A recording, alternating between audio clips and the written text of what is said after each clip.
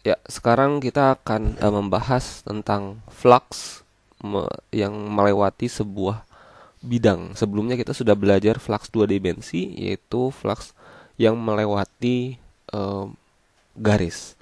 Nah, sekarang flux yang melewati bidang, kita recall lagi dalam dua dimensi. Flux itu adalah eh, misalnya kita memiliki sebuah garis seperti ini, ya kita punya kemudian ada vektor field, ya, ada vektor yang ke arah sana, pokoknya ada banyak vektornya. Nah, kita akan melihat eh, berapa berapa vektor yang mengalir melewati garis ini. Sehingga caranya biasanya yang kita lakukan adalah kita menghitung normalnya dulu, vektor normalnya. Ini ke atas begitu ya, n-nya, ini ke bawah. Oke. Nah, kemudian dari sana lalu kita dotkan, begitu ya, kita dotkan f dengan n supaya kita tahu proyeksi f terhadap n. Seperti itu. Kan kalau f ini kan ke arah sana ya. Cuman yang kita tahu adalah berapa yang benar-benar mengalir ke arah atas sana. Ya, yang benar-benar mengalir ke atas itu. Nah, mungkin ini proyeksinya jadi seperti ini. Jadi sebenarnya f yang benar-benar menembus itu adalah sebesar garis merah ini, karena itu adalah hasil dot antara vektor f dengan vektor n yang merupakan normal, ya, normal dari si garis C ini. Lalu ini kita jumlahkan semuanya dari setiap s, ya, s kecil ini harusnya s kecil tadi harusnya, nanti kita cek lagi. Nah, jumlah nanti kita dapatkan berapa total alirannya. Nah, maka dalam tiga dimensi pun prinsipnya kurang lebih sama, ya. Flux melewati sebuah bidang. Kalau ini sebuah garis, maka kita gunakan line integral. Tapi karena terhadap bidang, maka kita gunakan surface integrals, integral bidang. Ya. Dan kalau misalnya garis di dalam sebuah bangun ruang tiga dimensi, tentu tidak bisa kita membayangkan bagaimana aliran vektor itu melewati sebuah garis. Misalnya Anda membayangkan berapa angin yang menembus benang, begitu, itu sulit. Maka jangan benang, maka kita membutuhkan sebuah bidang, surface. Nah, misalnya mungkin bentuknya adalah net atau kain, berapa aliran vektor angin yang melewati si kain tersebut. Oke. Dan lalu nanti kita kita jumlah semua bidang-bidangnya, maka jadilah surface integral. Nah, ini kalau kita ingat lagi ya materinya yang tentang ini. Jadi ada aliran air begitu. Ya, kalau masih ingat tentang ini. Oke. Yang sudah sempat kita pelajari materi sebelumnya. Oke. Nah, maka dari itu vector field dan S itu surface di dalam sebuah bangun ruang, dan n-nya itu adalah normal vektor dari S. Nah, jadi prinsipnya mirip-mirip ya dengan yang flux dalam dua dimensi. Kalau sekarang flux dalam tiga dimensi, ini ada sebuah bidang seperti ini, bidang S. Di sini kemudian ada vektor normalnya. Di sini ada aliran F-nya, anginnya begitu. Nah, maka kita kurang lebih ilustrasi seperti ini, tapi dalam bidang. Ya, dan setiap ini memiliki setiap S itu, kalau tadi kan setiap DS ini, ya, setiap DS ini adalah potongan garis putus-putus ini, ya. Begitu misalnya. Nah, tapi kalau dalam dalam tiga dimensi, flux tiga dimensi, maka S-nya itu adalah mewakili setiap luasan, gitu ya. Nah, seperti setiap luas ini.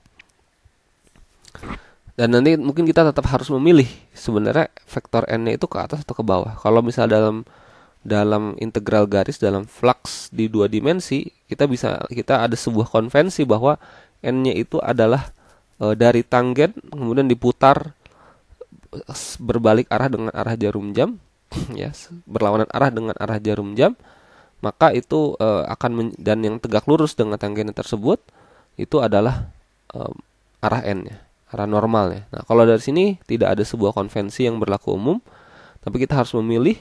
Artinya kalau ke atas seperti ini berarti nilainya nanti akan positif, tapi kalau kita pilih ke bawah, si f dot n-nya akan nilainya jadi negatif. Oke. Nah, ini adalah memilih side of surface-nya. Oke. Nah, teman-teman ada sebuah kebiasaan ya. Biasanya nanti ada sebuah, biasanya mungkin di soal nanti akan di garis bawahi dulu ini arahnya kemana, begitu.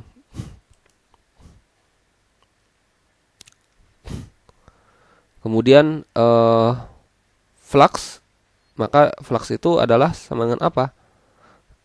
Sama dengan, karena ini bidang, jadi maka double integral s f vektor f dot n ds, s ya, s besar di sini ya, surface element. Oke, kenapa bukan dA? Karena dA itu adalah area dari coordinate planes di double integral, dan itu harus membedakannya. Sedangkan S ini adalah sebuah serpihan atau pecahan-pecahan dari area tersebut. Oke, seperti itu ya. Ini delta S-nya, F-nya ke sana, ini adalah N-nya. Oke, dan juga kita perlu ingat bahwa notasi ds, vektor ds itu sama dengan vektor normal n, vektor satuan n dikalikan dengan ds. Sebagai contoh, kita misalnya ingin mencari flux untuk f, di mana vektor field f-nya adalah x, y, z. Ya, sederhana saja, x, y, z melewati bola dengan radius a. Oke. Nah, maka kita bisa pertama gambarkan dulu bolanya dengan radius atau jari-jari a-nya seperti ini. Oke, kemudian vektor field-nya kalau x, y, z, maka menjauhi titik 0,0,0, menjauhi origin, menyebar keluar, tersebar, spread out ya, keluar. Nah, kemudian vektor normalnya adalah juga searah itu juga, keluar juga. Oke. Nah, besarnya berapa? 1/a x, y, z. Kenapa? Karena n itu kan harus satuan. Jadi maka kita bagi dengan 1/a. Karena apa? X kuadrat tambah y kuadrat tambah z kuadrat diakarkan itu sama dengan a. Seperti itu. Ya, kita nanti kalau lupa ini ingat lagi bagaimana cara mencari vektor satuan. Oke. Kemudian kembali ke rumusnya, f dot ini n ya, harusnya ya. Ya, ini n f n ds ya, karena vektor satuan tadi, atau sama dengan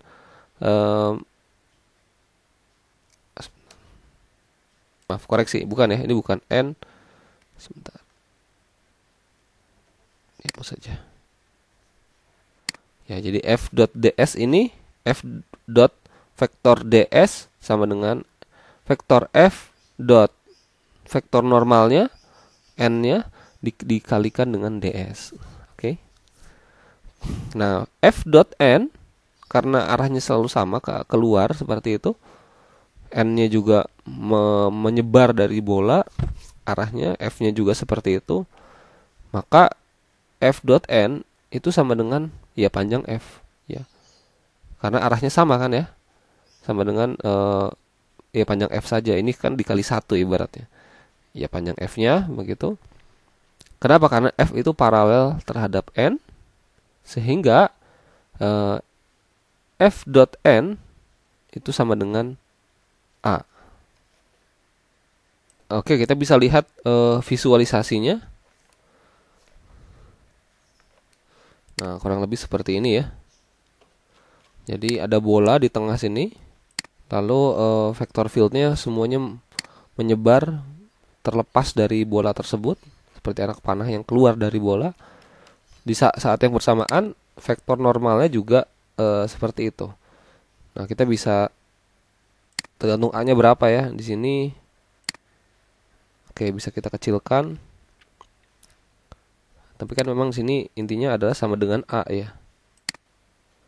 Nah, kita bisa melihat ya seperti ini ya. Karena nilainya x, y, z, maka si vektor fieldnya juga x, y, z, di mana x, y, z ini merupakan kalau di satu nilainya itu adalah diikat dengan A begitu ya. Artinya eh, jari-jarinya sebesar A ini begitu. Maka f dot n itu juga sama dengan A ya. Panjangnya berapa ya? Panjang vektor f-nya sama dengan A. Seperti itu. Oke. Nah, sehingga double integral f dot n itu ini kita ganti f dot n ds begitu, itu sama dengan a ds. Ini harusnya ds ya. Bentar. Ya, oke.